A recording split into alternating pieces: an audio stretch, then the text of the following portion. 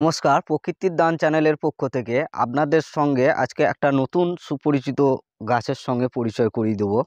আপনারা হয়তো অনেকেই দেখেছেন যে গাছের মধ্যে একটা পরজীবী উদ্ভিদ স্বর্ণলতা, সে স্বর্ণলতা গাছের মধ্যে ঝুলে থাকে, অনেকেই দেখেছেন। কিন্তু যারা এই সাদা স্বর্ণলতা বা সাদা আকন্দ যারা দেখেছেন তারা হয়তো জানবেন যে সাদা স্বর্ণলতা কেমন দেখতে হয়। যারা প্রকৃত স্বর্ণলতা চেনেন তারা এই স্বর্ণলতা দেখতে পাচ্ছেন, একটা পরজীবী উদ্ভিদ, এটা গাছের মধ্যে জন্মায়। এই যে এর সাদা সাদা ছোট ছোট ফুল হয়, ছোট ছোট পইয়ের মতো ফুল হয়। এগুলা এটা অনেক কাজ আছে, যেমন হলুদ স্বর্ণলতার যেমন কাজ, সেরকম সবুজ স্বর্ণলতার ওর থেকে একটু বেশি কাজ। এই গাছটা অন্য একটা গাছের উপরে নির্ভর। এই গাছটা যে গাছের উপরে থাকে সে গাছের রস শোষণ করে, সেই গাছের রস শোষণ করে সংগ্রহ করে বেঁচে থাকে। এবং মেন কথা হলো, যে গাছের উপরে জন্মায় সে গাছের যে গুণ ক্ষমতা বা সে গাছের যে শারীরিক ক্ষমতা, সেটা সে স্বর্ণলতা ধরে নেয়। এবং স্বর্ণলতার আরও অনেক যেমন এ স্বর্ণলতা পঞ্চভূত দ্বারা গঠিত নয়, এ স্বর্ণলতা চতুর্ভুত দিয়ে গঠিত। যেমন আগুন, জল, হাওয়া, হ্যাঁ, এসব নিয়ে যেমন মানুষের প্রাণ গঠিত হয়, যে কোনো উদ্ভিদ বা প্রাণী, হ্যাঁ, সবাই পঞ্চভূত দ্বারা গঠিত। কিন্তু এই স্বর্ণলতা দেখবেন আপনারা গাছের মধ্যে ঝুলে থাকে, কিন্তু স্বর্ণলতার শিকড় নিচে মাটি অবধি পৌঁছায় না। এর একটা বিশেষ গুণ আছে, বিশেষ কারণে ইনি মাটি প্রবেশ করে না। তো এই স্বর্ণলতার যে গুণাগুণ তার সম্বন্ধে আপনাদেরকে আজকে আমরা জানাবো। এই যে এই স্বর্ণলতা দেখছেন, আপনি যে কোনো স্বর্ণলতা নিতে পারেন। আপনার যদি পেটের মধ্যে অম্বল গ্যাস হয়ে থাকে, অনেক দিন ধরে আপনার অম্বল গ্যাস কমছে না, তো সেক্ষেত্রে কি করবেন, এই যে স্বর্ণলতা আছে, এই স্বর্ণলতাটাকে শুকিয়ে নেবেন। শুকিয়ে এটাকে পরিষ্কার করে শুকিয়ে নেবেন। শুকিয়ে নেওয়ার পর এটাকে গুঁড়ো করে পাউডার করবেন। পাউডার করে নেওয়ার পর এটা আপনি সকালবেলা এটা খালি পেটে গরম জলের সঙ্গে খাবেন, আপনার গ্যাসের সমস্যা অবশ্যই কমে যাবে। যাদের চুল পড়ার সমস্যা থাকে বা চুল পড়ার সমস্যা আছে, যাদের হেয়ার ফলস হয়, তারা হয়তো অনেক শ্যাম্পু ব্যবহার করেছেন, অনেক মেডিসিন ব্যবহার করেছেন, অনেক ডাক্তারও দেখিয়েছেন, কবিরাজি ওষুধ খেয়েছেন, কিন্তু কোনো কাজ হয়নি, কোনো ফল পাননি। তারা এই স্বর্ণলতা নিয়ে গুঁড়ো করে পাউডার করবেন।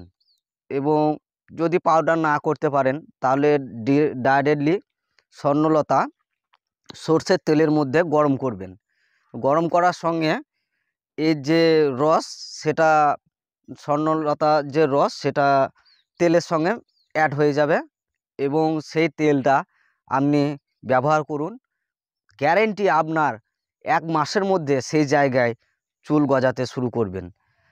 এবং অনেকেরই দেখা যায় যে 2 দিন 4 দিন মাখলেন, কোনো কাজ হচ্ছে না। না, রোগটা যেরকম বড় সেরকম রোগটা সারতেও একটু সময় লাগবে।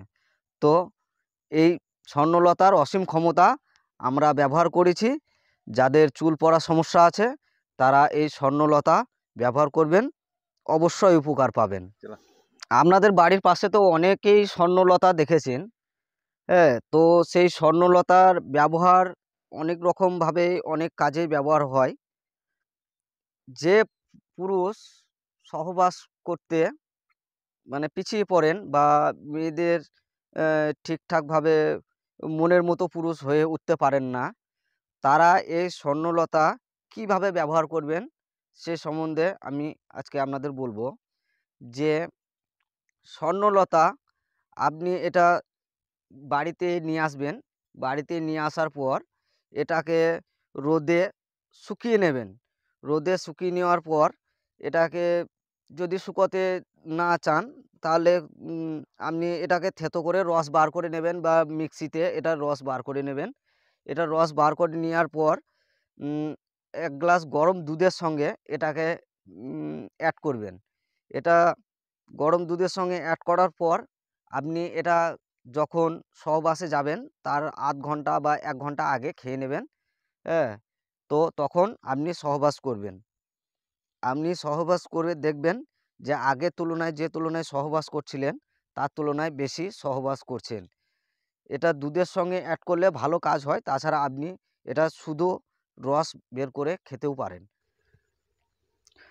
স্বর্ণলতা, অনেক স্বর্ণলতা হলুদও হয়, অনেক স্বর্ণলতা সাদা হয়। এটা সাদা স্বর্ণলতা, এটা বহুত উপকারী।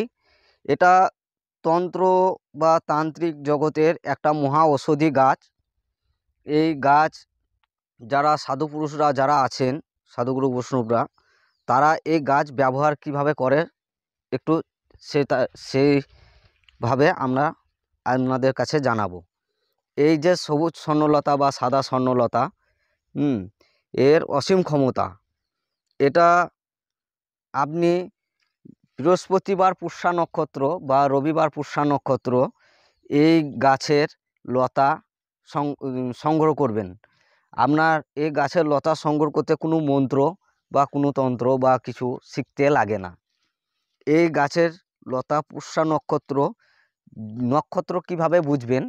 আপনার যে বাংলা পঞ্জিকা আছে, সে বাংলা পঞ্জিকাতে লেখা থাকে প্রত্যেক দিন কিছু না কিছু আপনার নক্ষত্র থেকেই থাকে। তো দেখবেন যে রবিবার পুষ্যা নক্ষত্র বা বৃহস্পতিবার পুষ্যা নক্ষত্রতে এই সাদা স্বর্ণলতার গাছ সংগ্রহ করবেন এবং এটা বাড়িতে নিয়ে গিয়ে আপনি যে আপনার বিছানার বালিশের নিচে এটাকে লুকিয়ে রাখবেন, ঢেকে রাখবেন এবং রাত্রে আপনি বলবেন যে হে স্বর্ণলতা, আমাকে ভূত ভবিষ্যৎ বর্তমান দেখান। তো স্বর্ণলতা যখন আপনি রাতে ঘুমাবেন, তো এমন হবে আপনার সঙ্গে যে আপনি স্বপ্নে আপনার আগে যা ঘটেছিল সে ব্যাপারেও বুঝতে পারবেন, আপনার পরে যেগুলো ঘটবে সে ব্যাপারেও আপনি জানতে পারবেন। কিন্তু এটা সঠিক নিয়ম হলো যে এটা আপনার পুষ্যা নক্ষত্র রবিবার বা বৃহস্পতিবার দিন এটা গ্রহণ করতে হবে। আর তাছাড়া এটা তন্ত্র জগতে আপনাদের ভালোর জন্য বলছি যে আপনাদের বাড়িতে যদি কোনো দিন দেখবেন আঙিনায় বা বাড়িতে যদি স্বর্ণলতা পড়ে থাকে, তাহলে আপনি জানবেন যে আপনার বাড়িতে কেউ খারাপ কাজ করে দিয়ে গেছে। তৎক্ষণাৎ ওই স্বর্ণলতা আপনি কুড়িয়ে বাড়ির বারান্দার, মানে আপনার যে বাড়ির বাউন্ডারি আছে সে বাউন্ডারির বাইরে বের করে দেবেন। তাহলে কি হবে, আপনার যে ক্ষতি হওয়ার কথা সে ক্ষতিটা হবে না। এই স্বর্ণলতা দিয়ে যে আপনার কোনো যে শত্রু, সে হয়তো আপনার ক্ষতি করার জন্য আপনার বাড়িতে রেখে যায়।